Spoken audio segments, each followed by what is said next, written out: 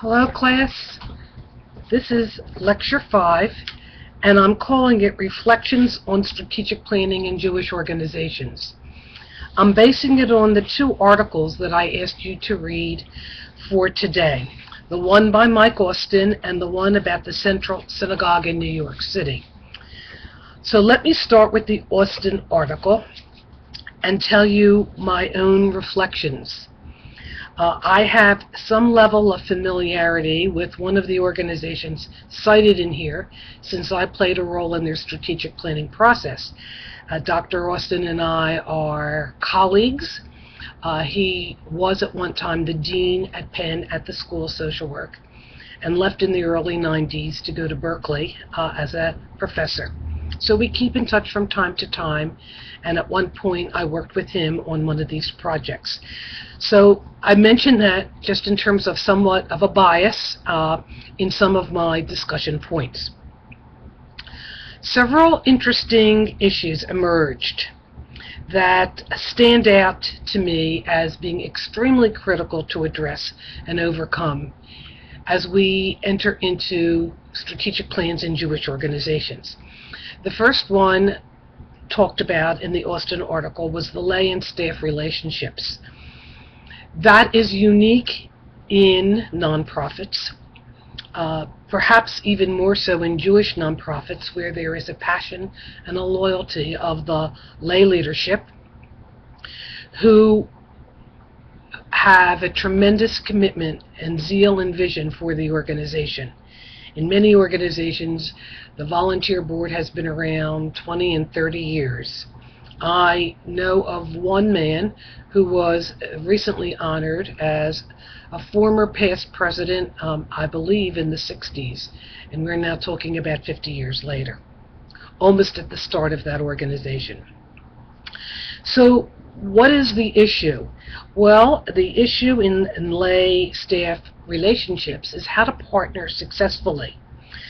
How does staff deal with the passion and the zeal while at the same time offer commitment to provide a level of expertise and some time? It is, from time to time in organizations, a very sticky issue. And in the organization in which Dr. Austin and I worked, it was always an underlying theme that had to be addressed. I remember one particular lay leader said to me, and I don't remember the context, "This is my organization." And I thought, wow, that was pretty powerful. I appreciated her passion. I had a hard time dealing with her lack of inclusiveness that it also said. The second, and it's very much related to the comments that I just made, has to do with governance and streamlining. All of the organizations in Dr. Austin's article had to streamline their governance. That goes back a long time to the days when Jewish leaders joined organizations and fraternities as a way to integrate into American society. They were, for the most part, professionals, lawyers, doctors, accountants, when it was a way for them to be collegial while at the same time to be available for any business opportunities. Through the years then, these boards became unwieldy.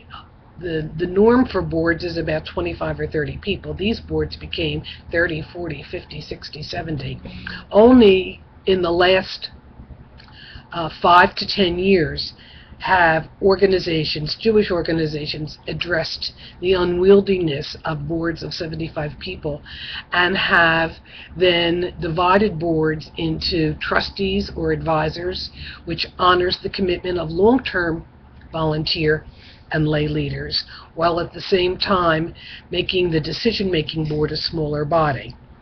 So the question then becomes, how do you foster involvement and not hurt feelings, and yet maintain the responsibilities of a decision-making board in a way that makes it easier to manage? After all, managing the board is the responsibility of the CEO.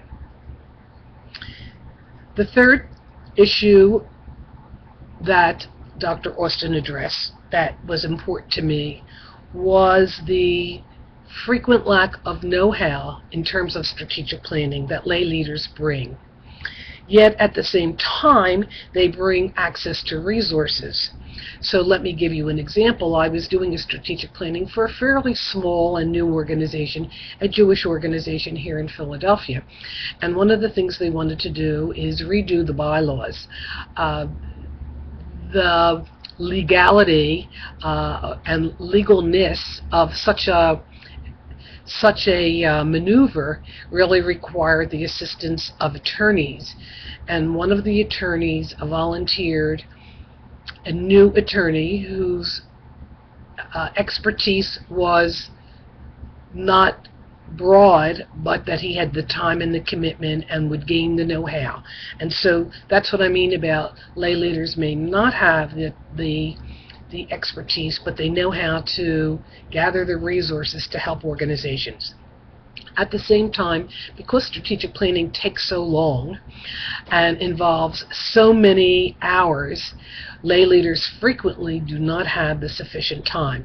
So the selection of the lay leaders to be on the appropriate committees and subcommittees really has to ask for a commitment in time. And when you read the Central Synagogue article, you will find that that was one of the aspects that they required. If you're going to commit, you're going to commit your time. And the last issue that Dr. Austin addressed that resonated with me was the issue of not only affording and allocating funds for outside expertise, but getting over the hump of, well, why do we need it? Don't we know who we are and what we want to be? Yes and no. We sometimes need to expand opportunities and big ideas, and that requires an outside facilitator to guide that process. And sometimes the facilitator and the outside consultant needs to honor and respect what the organization already does know and can contribute. So there is a balance between the two. So that's my initial reflections on the Austin article.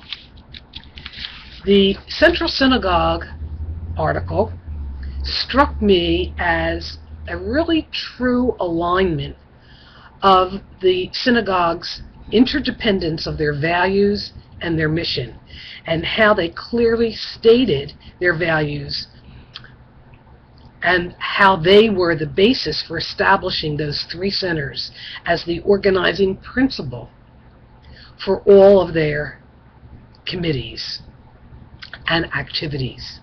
The structure of their strategic planning process demonstrated commitment to inclusiveness through interviews and focus groups. Those were two of the data collection techniques we talked about previously, and involved members. Contrast that with my earlier statement with the other organization in which I partnered with Dr. Austin, where inclusiveness seemed to be limited.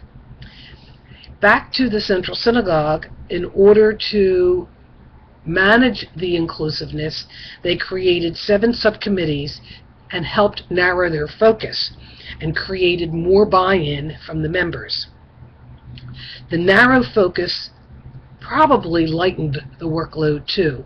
Remember my comment about how much time it takes and what is the commitment of your work, of your lay leaders. And it's a great way to grow future leaders by noting who has stepped up to the plate and contributed and who might be invited to join the board at some point. So it can be a mentoring opportunity for future leadership. Very implicit, though not explicit, in the Central Synagogue's vision is that they are very clear when they state their desire to have the congregation as to